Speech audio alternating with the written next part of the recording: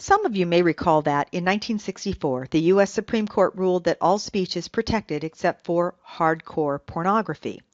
If so, you're also likely to recall Justice Potter Stewart's justification as to why the French film in question, The Lovers, was not hardcore pornography. In essence, he said, "I know obscenity when I see it, and this is not obscene." Now, while most public speeches are not likely to be judged on an obscenity standard, it's often just as hard to define what a good speech is. You just know a good speech when you see one, right? But really, what does make a good speech?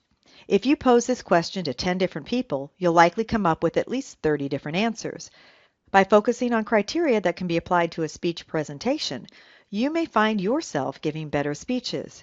And oftentimes, this knowledge can be applied to other communication situations, such as job interviews, contributions in meetings, written memos, etc. Let's start off with you. What criteria do you think contribute to a speech being good? Take a moment to consider at least 5 criteria, and we'll see if they match what scholars say contributes to a good speech. Got 'em? Well, how did you do?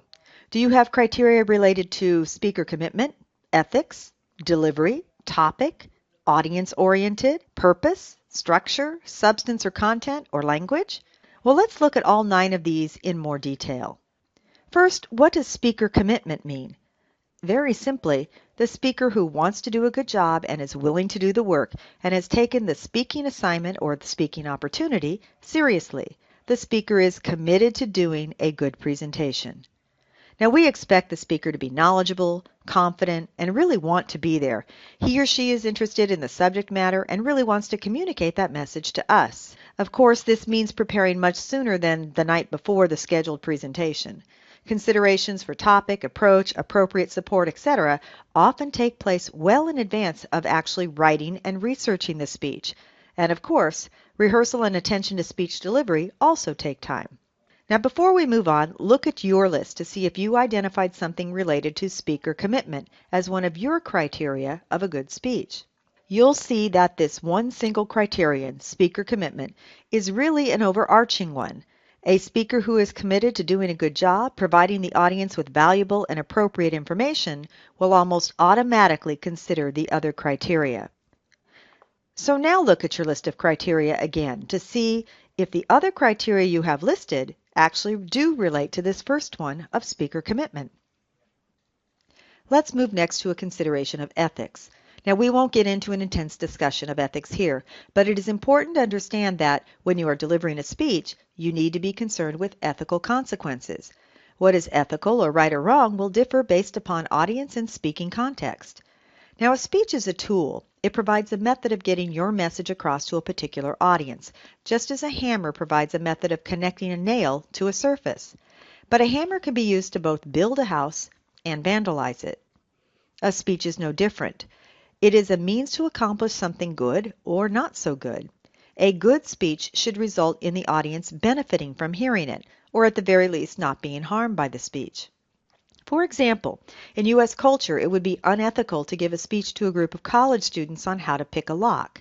Not only might that knowledge potentially result in harm to others, if an audience member decided to use what he or she learned to break into someone's house, it could very easily result in that person being arrested, neither of which is a positive benefit for the audience.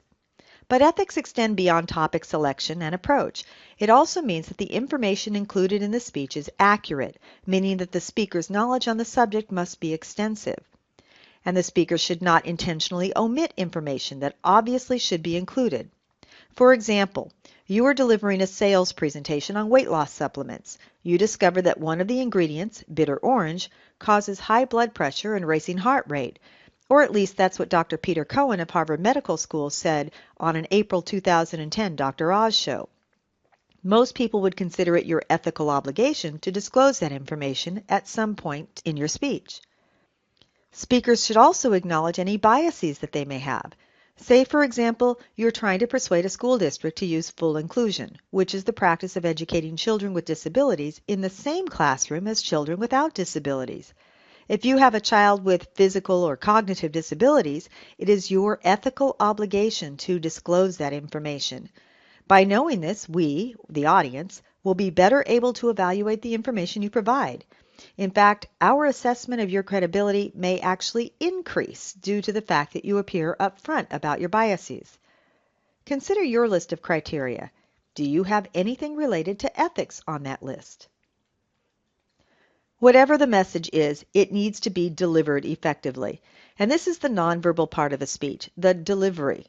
If you've ever received a damaged piece of mail courtesy of the Postal Service, you'll understand that if the delivery method is not up to par, the message is distorted, incomprehensible, or sometimes even missing. The same occurs in a speech.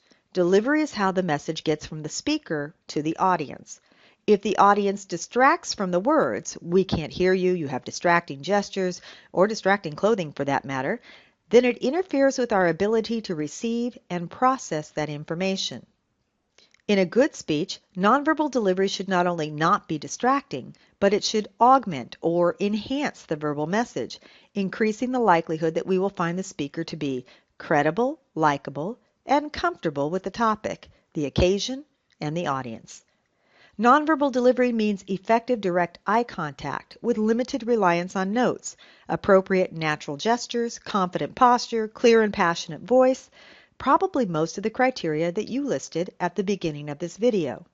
An effective presentation extends beyond the speaker's delivery to include appropriate attire and appropriate presentation aids. In essence, the audience can tell that the speaker wants to be there and wants to do a good job. Again, connecting with that overarching criterion of speaker commitment. The audience is the reason you are giving the presentation. They are the center of your presentation. Without an audience, you're delivering a monologue to yourself. A good speech recognizes that the audience is the primary driver, that all the decisions about the speech, the topic, the examples, the organization, even delivery method, should all be made with the audience in mind.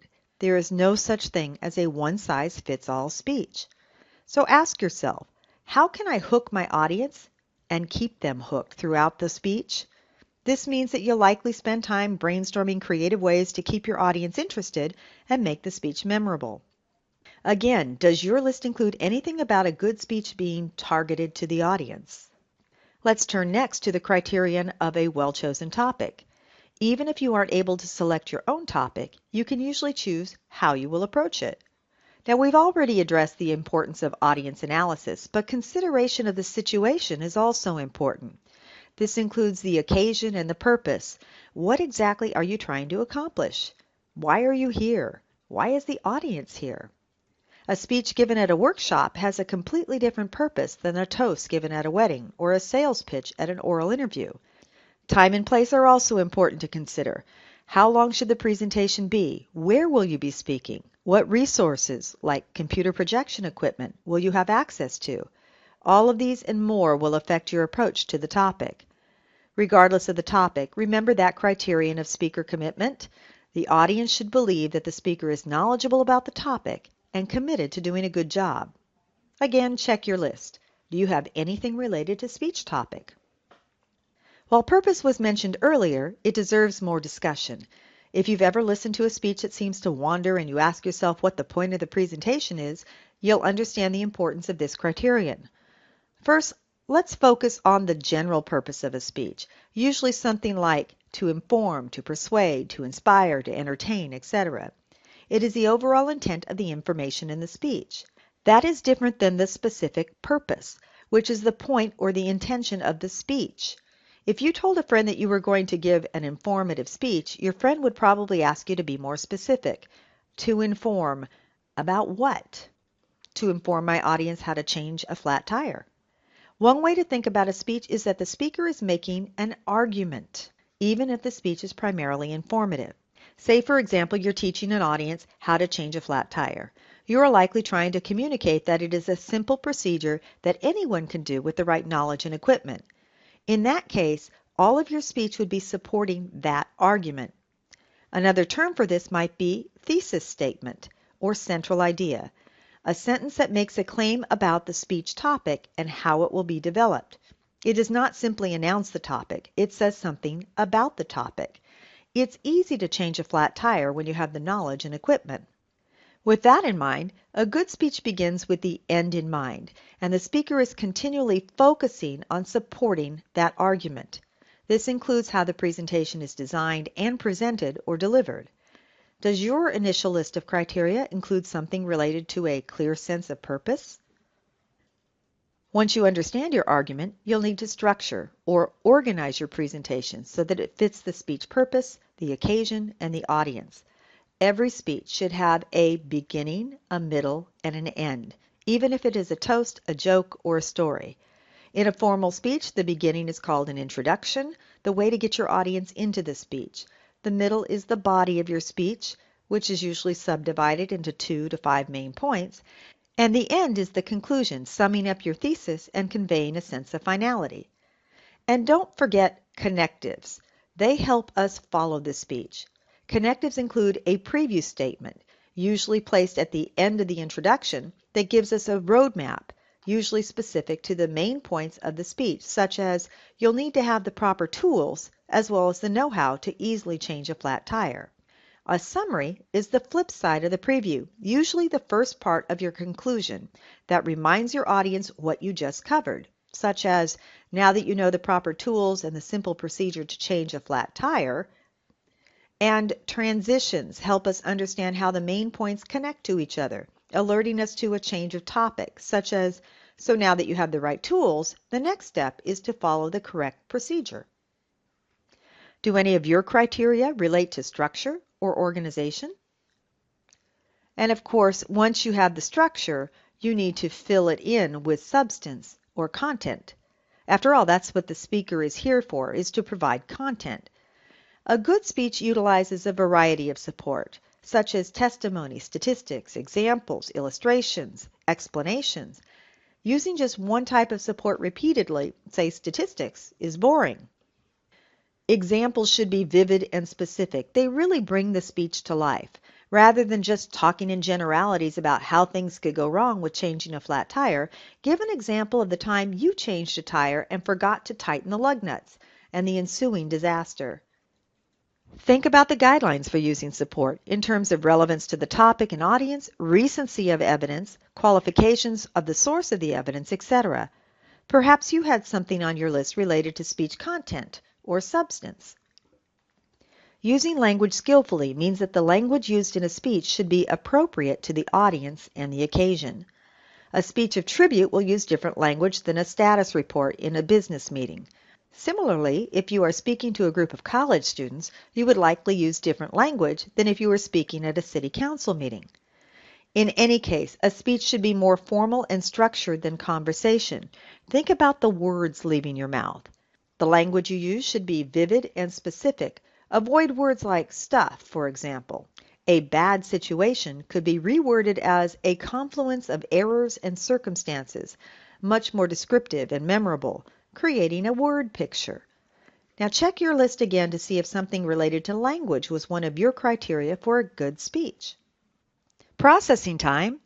Thinking of these criteria, which do you think is most important? Could there be a fatal flaw in a speech? In other words, if the speech meets all but one of the criteria, can it still be classified as a good speech? While now it should be easier for you to define a good speech, and probably much easier than the Supreme Court in defining pornography, that doesn't always translate into being able to deliver one. Hopefully, this discussion will help you on your way.